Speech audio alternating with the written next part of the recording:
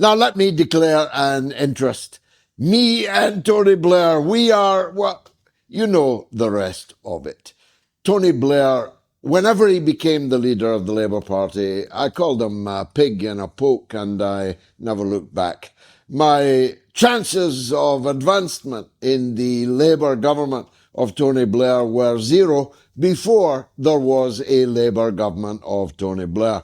I was one of the first, maybe even the first, but certainly one of the first, who saw through this charlatan, this medicine man, this man who would go on to mesmerize not just the British Labour Party and reshape it in his image, but would capture the heart and mind of Mr. Bill Clinton. Some parts of his body were otherwise engaged, but his heart and his mind were engaged by Tony Blair. Tony Blair bent both Bill Clinton and later George W. Bush around his finger.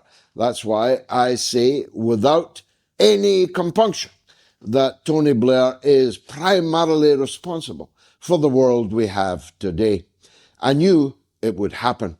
I knew it would happen when he embarked upon his first war in Sierra Leone. Remember that one? And I warned against it. I warned that this man had a messianic, diabolic thirst, hunger for war. He once said to me in the library corridor, Britain under me is going to punch much heavier than its weight. And I asked him the idiot's question, why do we have to punch at all? Why can't we be a force for good in the world?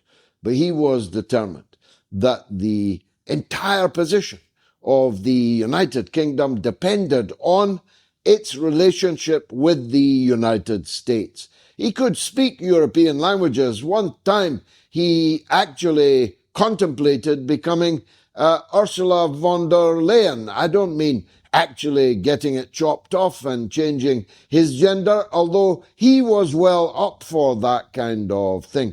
He was primarily responsible for the Californication of British politics and social democratic politics right across the European Union. And, of course, he played this decisive role with his Chicago Doctrine, where he invented a doctrine called RTP, the right to protect, which allowed those who could, those who would, to bypass international law, although like Keir Starmer, he was himself a lawyer, they say. He developed this doctrine which theorized the ways in which countries that would avoid the United Nations Security Council, which meant far more 20 years ago than it means today, would be able to circumvent international law, never mind the laws of war, the laws of morality, and go directly to war from A to Z with nobody's say-so but themselves. And that's what they proceeded to do in Yugoslavia.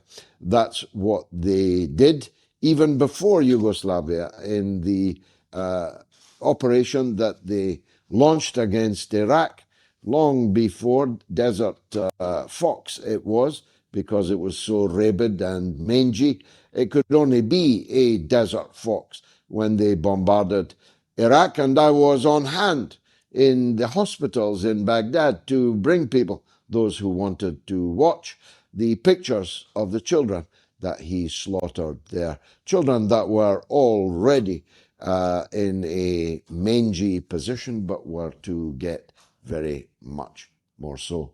So once he'd fought Sierra Leone, he fought Yugoslavia, helped to destroy it, helped to create an absolutely invented artificial state that they called Kosovo, and the first country to recognize it was Denmark, about whom more later. So he was on this drunken sailor rampage throughout the world long before the invasion of Iraq. I played, I think, a considerable role, not just in Britain, but across the world, in rousing millions, tens of millions of people against what I perhaps uniquely knew was a completely fraudulent war, and moreover, one that would lead to disaster, not just for the countries to be invaded, but for the countries doing the invading. And so it came to pass. Everything that I predicted would happen in Iraq if Blair and Bush were to invade it happened. Everything that Blair said about a roadmap to peace in Palestine, if only people would allow Britain and America to invade and devastate Iraq, was a lie, a bright, shining lie, which I told you all at the time. There was no roadmap, there is no peace, only the never-ending agony of the Palestinian people.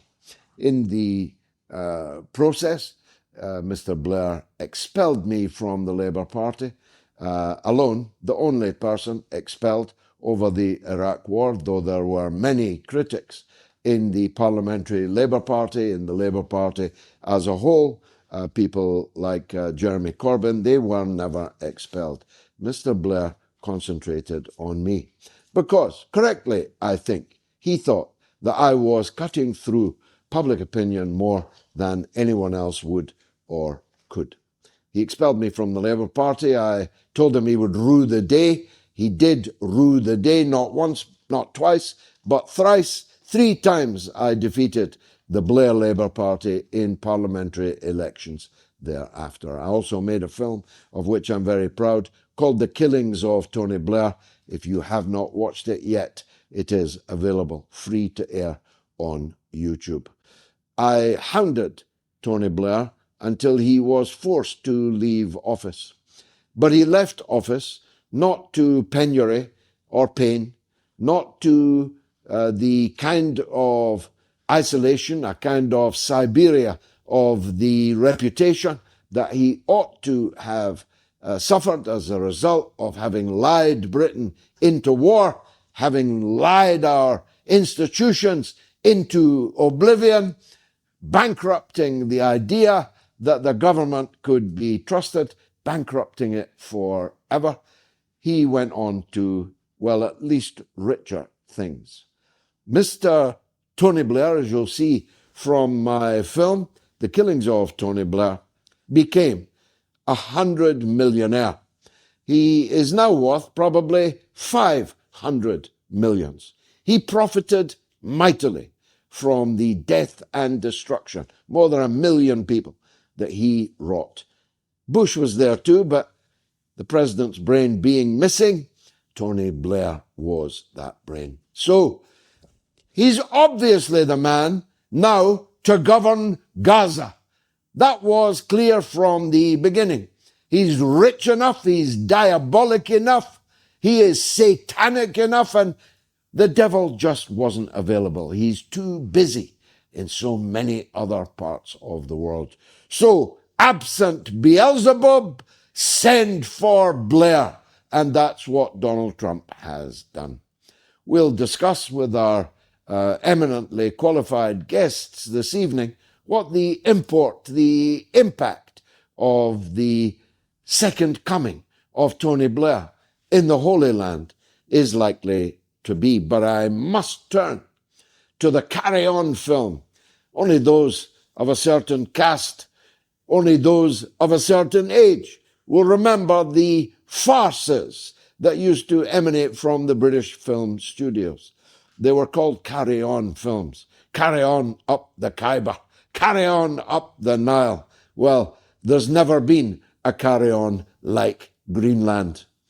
The Europeans, having debased themselves for decades, for every year since the end of the Second World War, to the United States, having crawled under the shoes of the United States of America only to polish and lick those shoes, having done everything asked of them by the American empire, allowing the US empire to choose their enemies, allowing the US empire to direct them into war after war after war, are now waking up to realize that after more than half a century of propaganda, in which they prepared their entire populations repeatedly, over and over again, of the danger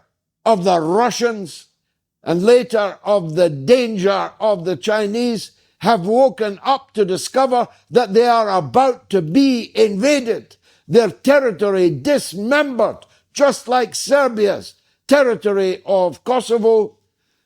Their interests are being literally crushed, not by Russia, not by China, but by the very United States of America that they regarded as their leader, as their father, every year since the end of the Second World War. Donald Trump has many attributes, but the greatest of these attributes is that he represents naked the ugly American, and it's not a pretty sight.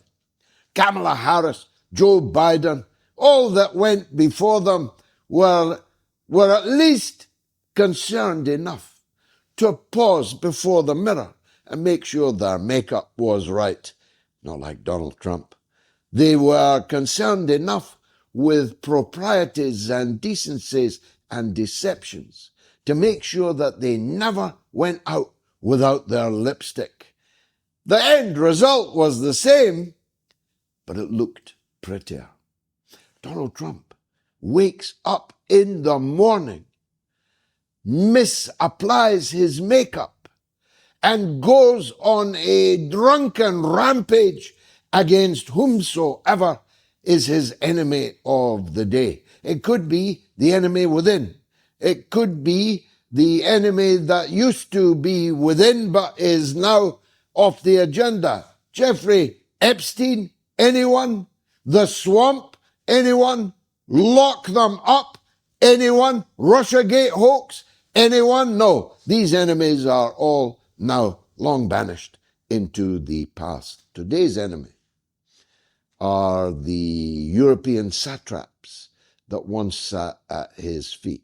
Literally so in one famous photograph where Donald Trump is the one sat behind the desk, and arranged around him like errant schoolchildren were the European Union satraps. He was letting them know. It was an early sign. Who was boss?